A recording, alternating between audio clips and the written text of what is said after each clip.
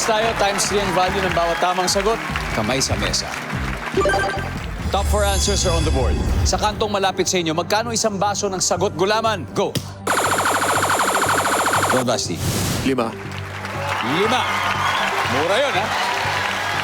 5 pesos. Nandiyan ba ang 5? Go, Kira! Pwede pa.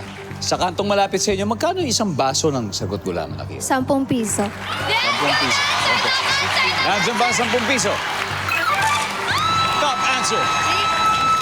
Akira, pass or play? Play. Let's go play. Final round na to. Eto na, final na. No coaching, Ashley.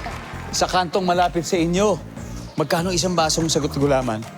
20 pesos. 20 pesos. Good! Isa na lang.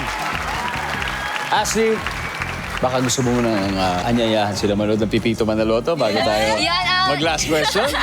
Yes, ini-invite ko po kayo manood ng Pepito Manaloto every Saturday, 7:15 p.m. Abangan niyo po ako bilang Glenda. Thank you so There you go.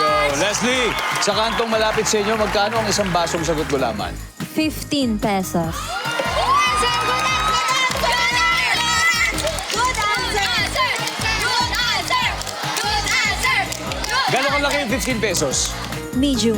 Medyo. May kasamang yelo? Meron. Meron na. May fishball, wala. Wala, may bayad yun. Another. Di ba bayad nun? Di ba bayad nun? Iba. 15 pesos! Boys, tingin nyo, tama kaya to? Hindi alam. Nandiyan ba yan? 15 pesos?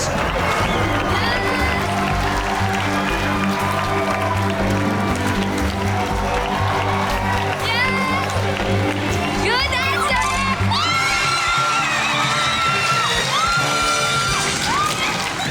Ang ating final score, VM Mex Babes, 462 points.